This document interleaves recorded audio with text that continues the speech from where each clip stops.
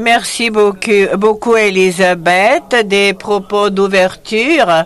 Je suis Petro Blanario, directeur adjoint du Service national d'emploi. De l'emploi, je suis également représentant du service roumain au sein de l'Union européenne.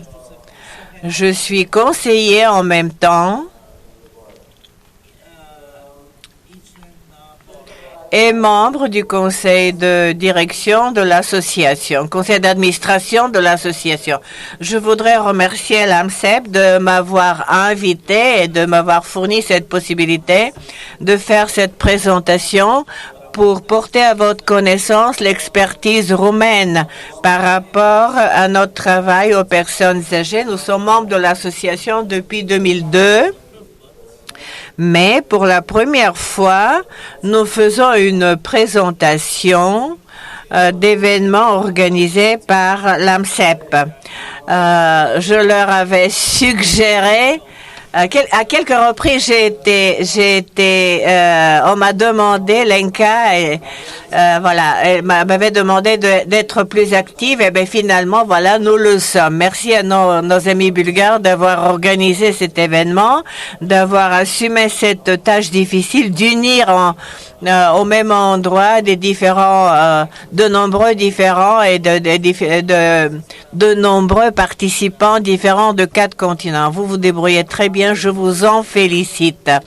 Avant d'engager ma présentation, étant donné que nous avons des représentants de différents continents et de beaucoup de pays, il me semble que ce serait bien de connaître l'emplacement de la Roumanie, puisqu'avec la Bulgarie, nous sommes des voisins. Nous savons qui se trouve où. Nous avons une frontière commune qui, pour la Bulgarie, la frontière du Nord, et pour nous, c'est la frontière du Sud.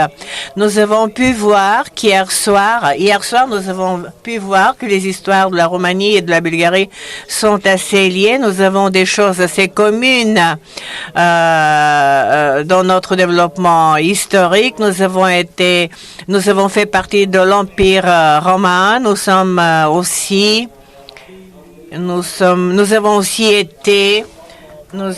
aussi été, après la Deuxième Guerre mondiale, sous la tutelle de l'ex-URSS en tant que partie du camp socialiste. Nous avons eu aussi beaucoup de choses en commun.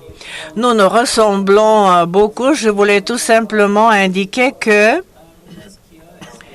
le roumain est complètement différent. La langue roumaine est complètement différente de la langue bulgare. C'est une langue d'origine latine. Elle est très près de l'espagnol, de l'italien, du français, alors que le bulgare fait partie d'un autre groupe de langues. Une petite information sur mon pays. Nous sommes environ 20 millions d'habitants. Le BIP pour 2013, c'est chiffré par tête d'habitant, c'est chiffré à presque 19 000 $.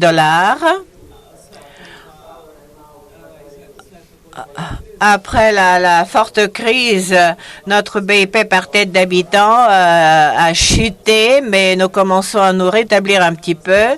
Une relance économique est engagée. La croissance est entre 3,5 et 4 %.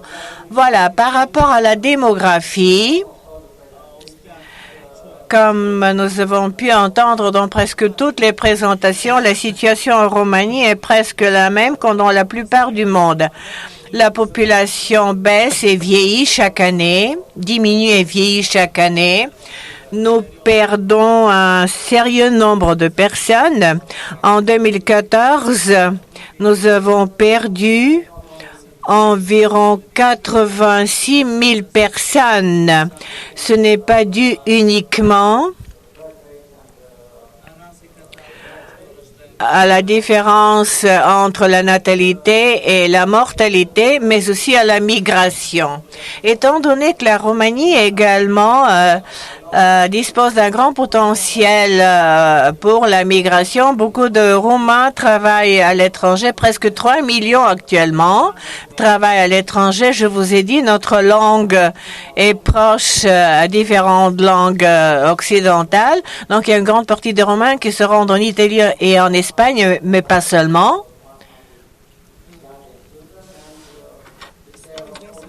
Cent dix millions de personnes, à 110 personnes par rapport à 100 jeunes. Le ratio jeunes âgés jeunes est de 110-100. La part des personnes âgées au sein de toute la population est augmentée et passée de 16,5 à 17% en 2015, de 2014 en 2015. Les raisons, ce sont ces trois raisons que j'ai déjà énumérées. Le niveau du chômage est assez bas. Les chômeurs enregistrés s'élèvent à 99, presque 5%. Le montant des chômeurs est 450 000 à peu près, dont une grande partie travaille en dehors de la Roumanie, sont enregistrés auprès des bureaux de travail, environ 440 000 personnes, dont 96% obtiennent des aides de chômage, des prestations. Les autres, pour différentes raisons, n'en reçoivent pas, peut-être parce que la période a expiré, la période déterminée pour l'obtention d'allocations, ou bien ils n'ont pas cotisé pendant qu'ils avaient un emploi. Voyons la structure. Il y a un nombre sérieux de personnes âgées qui sont sans emploi. Vous voyez le camembert, vous voyez la catégorie des âges, en tranche d'âge. Ceux qui sont âgés de plus de 55 constituent presque la moitié des chômeurs, même un peu plus de la moitié des chômeurs. J'essaye de vous présenter en grande ligne notre service qui a été créé en tant qu'institution séparée en 1999 quand nous avons aussi assumé les tâches de la structure de l'emploi qui existait à ce jour au sein du ministère du Travail. Vous voyez, nous sommes ceux qui élaborent les politiques, mais le ministère de l'Emploi met en place la stratégie et est en charge de la réalisation de ces politiques, la mise en place de ces politiques. Dans le service public de l'emploi, presque toutes les activités qui sont orientées vers les chômeurs sont concentrées. Nous nous occupons de nombre de mesures actives. Nous assurons une formation professionnelle puisque nous avons nos propres centres de formation. Vous voyez que l'éventail est assez large. L'éventail de nos prestations est assez large. Nous avons l'engagement de proposer au ministère du Travail d'engager des initiatives législatives par rapport à notre secteur, par rapport à notre sphère d'activité, à notre champ d'activité. Nous faisons des propositions, mais c'est le Parlement qui doit les adopter, ces initiatives législatives, ou bien ces nouvelles lois carrément. Je vous propose aussi l'organisation et elle est située à 3 niveaux en tant que service. Au niveau national, ensuite c'est le niveau régional. Nous avons 41 régions, plus Bucarest, qui est une région à part. Ensuite, nous avons de grandes villes et de petites villes ou des communes où nous avons des unités de travail, quand on les appelle. C'est pas de vrais services de l'emploi. Il y a 2165 services. Au niveau régional, 1930 et au niveau local, c'est 95 services pour les communes. On a 8 centres de formation. En 2007, on a créé un centre pour la formation de nos propres cadres. Quand on parle de partenariat, Elisabeth a parlé tout à l'heure à quel point la coopération était nécessaire et importante. Dans l'organe dirigeant de notre agence, nous avons des représentants des syndicats, de l'association du patronat et de l'État. Il y a un représentant de l'État qui est celui qui assume les fonctions de président de cette autorité dirigeante. Nous avons aussi un organe consultatif qui n'a pas le droit de prendre des décisions, mais nous aide pour l'expertise, pour les consultations. Donc, il est fourni à notre service. Nous travaillons sur la base de programmes annuels que nous-mêmes nous proposons et que nous débattons avec le ministère et qui sont ensuite approuvés par le ministère et par notre autorité directrice. Nous définissons des types de mesures, les groupes cibles. Merci. Il y a des régions spécifiques pour lesquelles la majorité de la population est d'origine rom. Et là, les mesures et les politiques sont plus spécifiques. Nous travaillons comme groupe avec des jeunes qui viennent de finir leurs études ou bien avec des jeunes qui sont menacés de se retrouver marginalisés, qui sont des chômeurs à long terme, etc. Nous nous occupons également de consultations. Nous faisons des consultations. Nous offrons des possibilités à une qualification professionnelle. Nous prenons également des mesures spéciales à l'égard de l'intention des patrons, du patronat.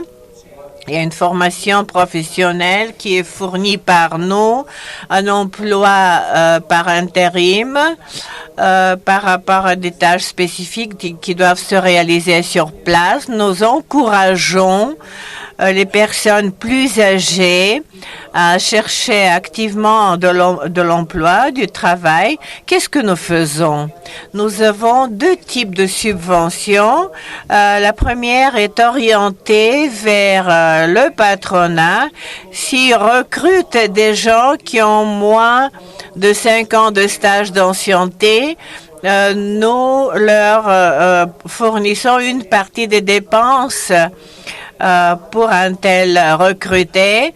Si sont recrutés des personnes âgées de plus de 45 ans, nous payons les dépenses sur 12 mois. Si la personne âgée de plus de 55 ans, nous couvrons les dépenses sur 15 mois. Les résultats après les 9 premiers mois sont devant vous.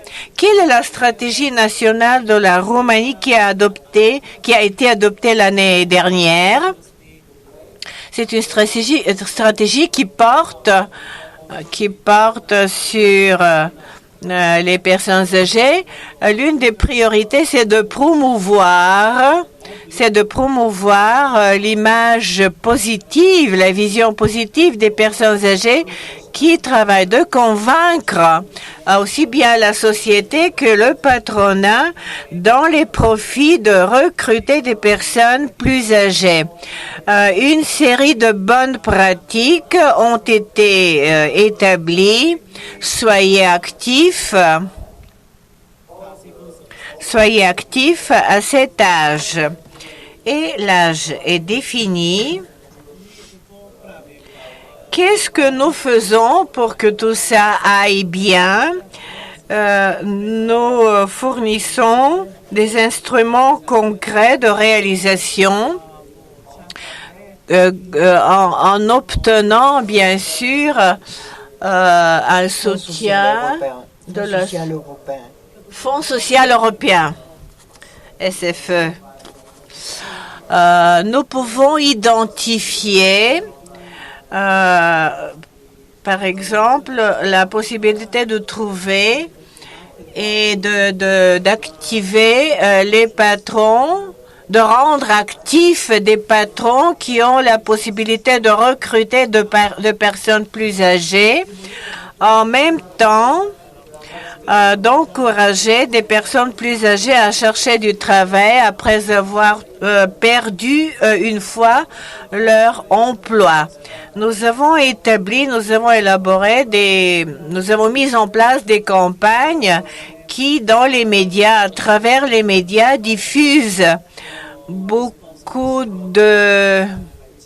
d'informations. Nous utilisons également la presse et nous organisons des séminaires, des ateliers pour pouvoir profiter de l'expertise des patrons qui recrutent déjà des personnes plus âgées pour qu'ils présentent leur expérience à d'autres patrons qui hésitent à recruter ou pas des personnes plus âgées. C'est une des choses que nous utilisons dans nos campagnes publicitaires de promotion. Vous voyez une personne qui est sans emploi, mais qui sait comment occuper son temps.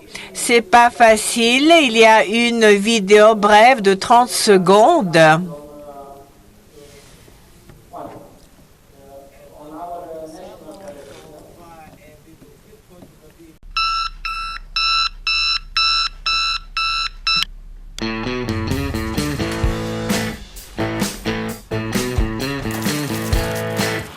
Degeaba sunt calificații dacă tu nu-i angajezi. Angajează și persoanele calificate de peste 55 de ani. O să faci un bine și ție și economiei. Proiect cofinanțat prin Fondul Social European prin Programul Operațional Sectorial Dezvoltarea Resurselor Umane 2007-2013.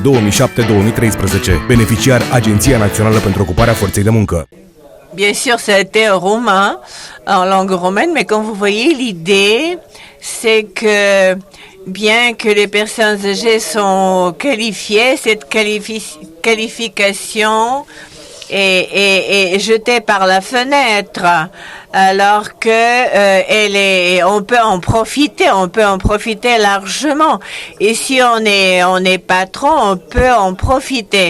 C'est l'idée pour toute la société. La société perd beaucoup en mettant un pied, en jetant, en excluant du marché du travail les personnes âgées. Ça fait partie d'un grand projet qui, nous attendons à ce que cette campagne soit très efficace dans les prochaines années. Merci de votre attention.